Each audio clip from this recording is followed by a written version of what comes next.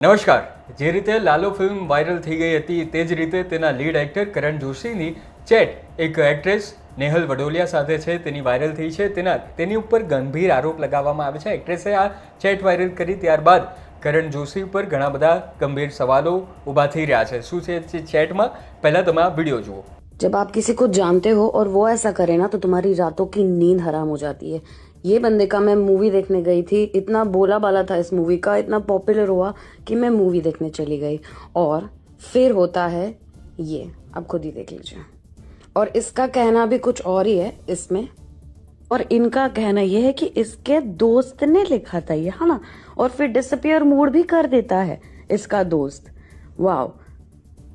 अब आप मैंने इसको रिप्लाई तो दिया है, आप कॉल करवाથી બેટર છે કે હું તમને મેસેજ જ કરી. હવે આખો મામલો જે અત્યારે ખૂબ ચર્ચામાં આવી રહ્યો છે તે એ છે કે કરણ જોશીએ તમે જે રીતે વિડીયો જુઓ તેમાં તેમણે જે બીભત્સ માંગણી કરી હતી તેના કારણે આ એક્ટ્રેસે આ આખી જે વિડીયો હતો, જે ચેટ હતી, તેને પોતાના જ પ્રોફાઇલ ઉપર શેર કરી હતી.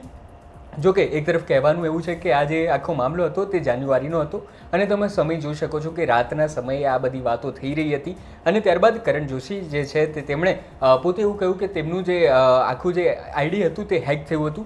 સમય હતો જાન્યુઆરીનો. આ જાન્યુઆરીનો સમય એ હતો જ્યારે તેઓ પોતાની જે ફિલ્મ આવી હતી તે બેક ટુ હિટ થઈ ગઈ હતી. બેક ટુ બેક અલગ અલગ સિટીઓમાં ફરી રહ્યા હતા. એકસાથે ઘણા બધા લોકો તેમને ફોલો કરી રહ્યા હતા અને તેવા સમયે તેને પોતાનું જે પ્રોફાઇલ હતું તે હેક થયું હતું. અને બીજી તરફ એવો પણ દાવો કરવામાં આવી રહ્યો હતો કે તેમના પોતાના જ ફ્રેન્ડે આ ચેટ કરી હતી અને ત્યારબાદ એક્ટ્રેસ જે છે તે તેમના ઓડિયોમાં પણ એ કહી રહ્યા છે કે જો આ વાત તારા ફ્રેન્ડે કરી હોય અને તું તારો નંબર પણ જે આપવા નથી માંગતો તો તારો ફોન તારા ફ્રેન્ડ પાસે આવ્યો કઈ રીતે. એટલે બધું એક ગંભીર જે સવાલ છે તે તેમની ઉપર ઊભો થયો છે. તેમાં કરણ જોશીએ પોતાનો પક્ષ એટલો જ મૂક્યો છે કે હેક થયું હતું, પણ સામાન્ય રીતે જ્યારે આવી રીતે આઈડી હેક થતી હોય છે ત્યારે પૈસાની માંગણી થતી હોય છે, પણ અહીં કંઈક માંગણી બીજી જ છે. પણ નેહલ જોશીની વાત કરીએ તો આવી માંગણી તેમની સાથે પહેલીવાર નથી થઈ. આગળ નેહલ વડોલિયા જે છે એક્ટ્રેસ, તેમણે સુભાષ ઘાઈ પર પણ આવી રીતે જ ગંભીર આરોપ લગાડ્યા હતા. અને આજે ફરી એકવાર સવારે તેમણે પોતાના સોશિયલ મીડિયા પ્લેટફોર્મ પરથી એક વિડીયો જે છે તે શેર કર્યો છે. તેમાં તેમણે શું કહ્યું તે સાંભળીએ. अब तक की लाइफ में मैंने एक चीज़ तो सीखी है, जब आप किसी की कंप्लेन करते हो ना, वो आपसे बड़ा हो या छोटा हो, उसका कोई मतलब नहीं है. आप सही हो, आप ट्रस्टवर्दी हो, आप गलत नहीं कर रहे हो, अगर आप सच बोल रहे हो तो पीपल आपकी सुनेगी. Trust me. हाय. और ये दूसरा वीडियो मैंने बनाया है न्यूज वालों के लिए, जो न्यूज वालों ने मेरे लिए गलत न्यूज छापी है. ठीक है, वैसे तो ये चीज को 1 साल हो चुका है अब, और जिसके बारे में मैं शायद बात भी नहीं कर सकती हूँ, बट बहुत हो गया. अब मैं 9 महीने में ना किसी इंसान का बच्चा भी आ जाता है.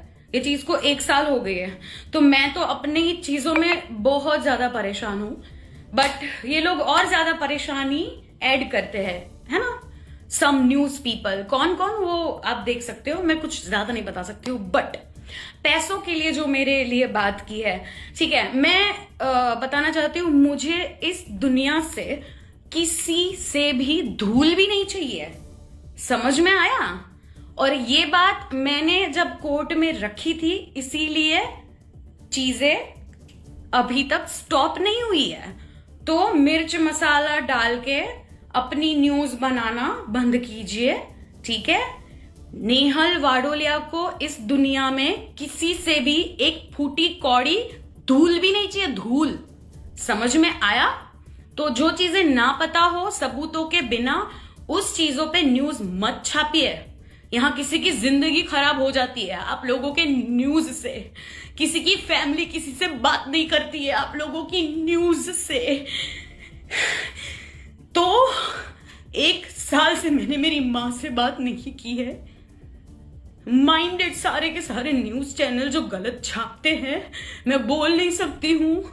उसका मतलब ये नहीं है कि और चीजों पे मिर्च मसाला डाले, ठीक है. जस्ट स्टॉप इट, अदरवाइज मैं सब लीगल जाऊंगी.